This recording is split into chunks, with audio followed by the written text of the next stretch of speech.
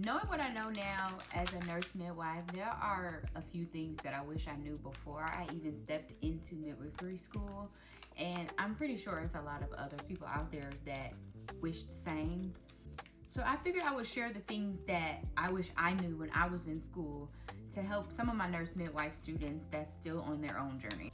The first thing is that you do not have to know or memorize everything before you step foot into the hospital or birthing center or wherever you choose to do your clinicals at. That is impossible, and you have to give yourself grace because you're not going to know everything. If you think about it, even residents don't memorize everything. They're still going through education while they're in their residency for years and years and years. So it's just impossible to put that amount of pressure on yourself while you are learning. Which brings me to my next point. It is okay to ask your preceptor questions. And when they ask you questions, it is not because they want to undermine you. It's not because they think that you're slow. No, they want to literally hear how you think so that they can either intercept where they need to or just know like, okay, they do know what they're doing. They're nervous.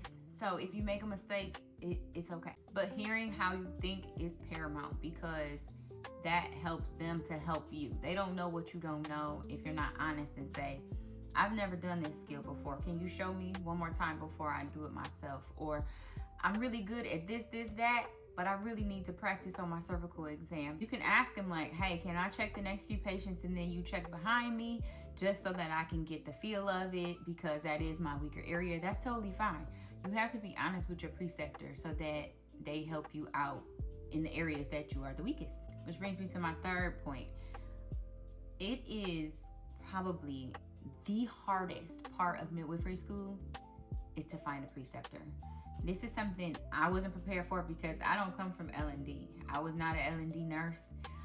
So I was totally unprepared. I really got blessed because picking a preceptor or a preceptor picking me rather did not hold me up at all. God was really looking out for me. But I know a lot of students, a lot of women that are held up for months because preceptors in hospital sites just fell through and there's nothing they can do about it. So my advice for that is have a plan A, have a plan B, and have a plan C because we don't know what can happen. Life happens to us while we're in school. The world, it never stops. So always be prepared to have options and a backup.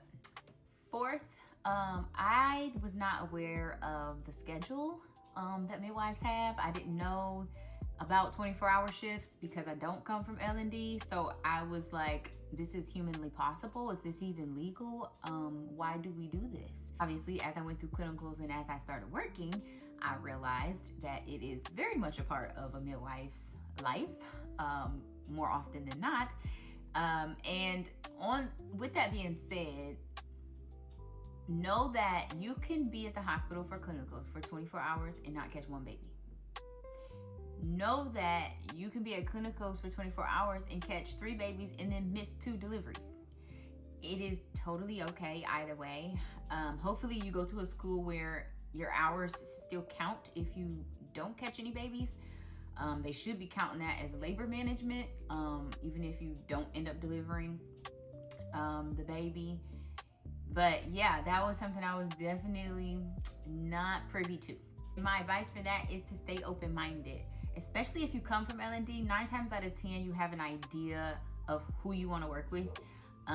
You come with kind of like an already smaller or bigger network because you know L&D nurses, you know doctors, you know midwives, you know a lot of people in the OB world.